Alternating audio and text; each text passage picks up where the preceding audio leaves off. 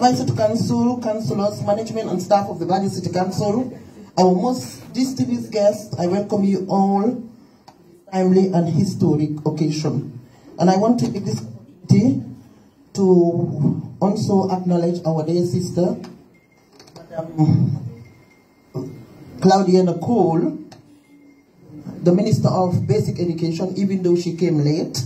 She's also a Banjulian. It is my singular honor to receive such a diverse audience at the new home of our proud city to showcase what the future of Banjul looks like.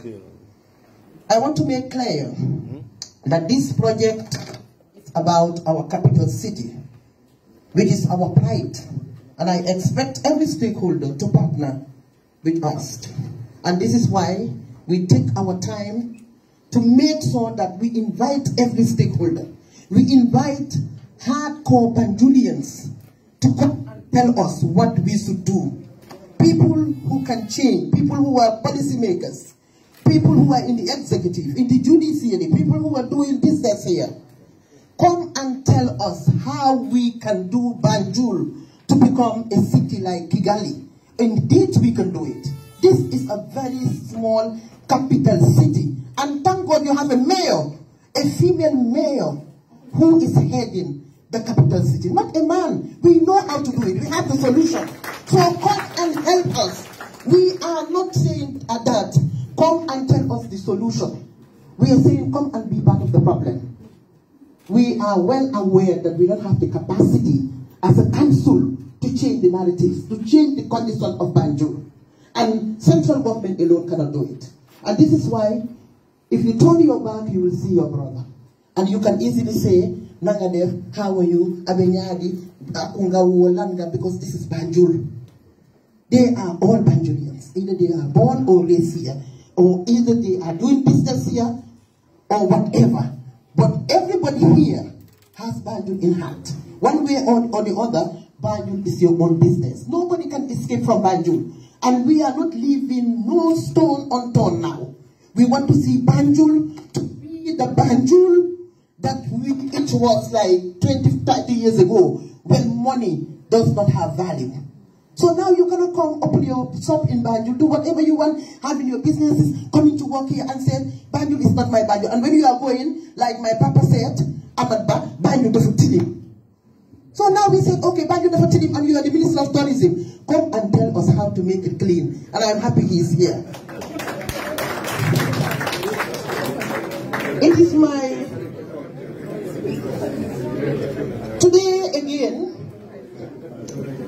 Today is no day for politics.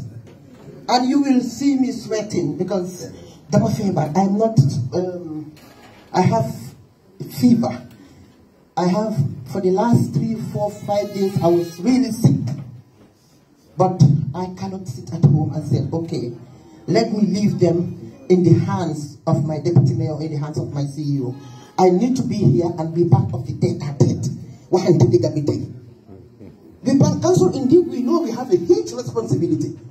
But not us alone. When we start the mic going round, then you will know that the council holds only 25% of the responsibility. It is no day, as I said, for politics, but rather a day to reflect on our past, talk about our future, and ensure that we take a collective and all-inclusive approach to the development of a city which is very dear to our hearts and belongs to all of us. Ladies and gentlemen, allow me to dwell a little about Banjul of yesterday. And some people might say, okay, she's so young, what does she know about Banjul? Let me tell you what I know about Banjul. I believed Banjul of yesterday. I believe it is important for us to reflect on the city we were born or raised into as Banjulians. We were born into a city that the British Empire deemed to be the perfect hub for trade and industry for the entire sub-region. Banjul from inception was seen to be so perfectly geographically located that it was designed to be a giant trade center for commerce to serve all its neighbors. And I know this because my father was a businessman. So I know how our neighbors were coming to Banjul to buy things. But thanks to the Port Authority, Banjulians' influence, as small as it is, could be felt. The influence of Banjul could be felt across the length and breadth of West Africa. Although through our music, art, languages, commerce, and our culture. Whilst other Anglophone West African countries went through the trials of military coups after independence, Banjul was a symbol of political stability and maturity post-independence, which was a testament of the unified force of Bena Banjul, which our forefathers had despite their huge political, cultural, and religious differences. Banjul enjoy neighborliness and peace like no other country in the sub-region, with everyone on the same street or even same locality acting like one happy family. Growing up, it was believed that no one was poor in Banjul because no one could lack food to eat or water to drink, due to the immense humanity and love for others here among Banjulians. I'm reminded of this reminded me of my beautiful childhood memories I had in Banjul. But due to time, I wouldn't be able to say much about that. Currently, the city of Banjul must admit that we are yet to meet our highest potential. There has been for decades a gradual yet accumulative increase in crime and drug abuse. And yes, this is a reality, it's happening in Banjul. We have continued to receive countless reports of women being physically and sexually abused. We continue to receive reports of rape and molestation. Our vulnerable continue to feel the pressure of the greater society with no regard for their safety. Our children have been deprived of their childhood and have to speed up being their adults to the lack of the right environment for their physiological growth and stability. They have no safe spaces to enjoy being children outside the school environment. And this is the Banjul now. Victims of gender-based violence and other crimes are too scared to report some of these crimes to the relevant authorities for fear of societal backlash and stigma. Our people, even as they leave away, are slowly losing the zeal and belief to invest in the city we all grew to love and appreciate. Example, the issue of stores everywhere in Banjul, slowly turning our city to ghost city. And many people will say, okay, stores all over Banjul, stores all over Banjul. And I've seen or received dozens of letters.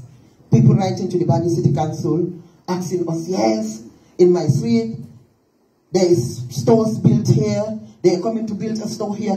Please do not write to me, I cannot do anything. I cannot do anything.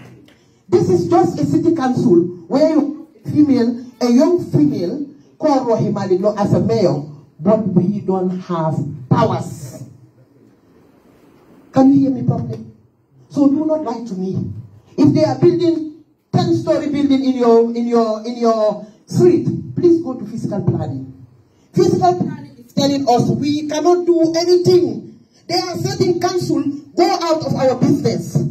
We are giving them permit. You are just a mayor who should be taking care of the rubbish. Go and take the garbage, that's all. The rest is our right. This is how we are living in this city council. So please, you don't come and tell me, Mayor, you give Bill Philly 10-story building. I cannot do anything. Physical planning said they have the mandate. Banjul to keep quiet. We don't have any right to talk anything about Banjul. So please. So certain things you will see going on in Banjul. And you might think the Banjul City Council has right over certain things. We don't have any right over anything. I don't even have You see how many people are sweeping Banjul? How many workers do I have in the Banjul City Council? Some people don't come to work and I cannot fire them. Some people, they don't come to work and at the end of the month we have to pay them. How many people do we employ to clean Banjul?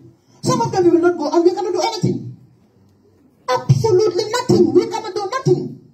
And they will even go and say, CEO, yes, you are right. Sit at home. I cannot hire you. So every day we will pay you. This is the real truth. So they need to help us. Otherwise, we cannot change anything. So on that note, this is not like, it's more of a town hall. What should we do? How can you guys help us? How can stakeholders help us? How can the international entities help us? Ambassadors, how can you help us? How can institutions like AFRICEN, Cobion, QCell, how can they help us? How can business people who are doing business in Banjul help us? Hey, for God's sake, you will go and clean the business areas. And at the end of the day, in the evening they will come and throw everything there. Because you had some people will tell you, that Minister Sumaharidla, that permanent secretary, I know, unless and until we change the attitude, it is not going to work. So ladies and gentlemen, on that note, I want to say thank you so much. And I allow others also to say something, but I first and foremost allow my minister to at least say something before the moderator introduce their consultant who will come and introduce the project. Thank you.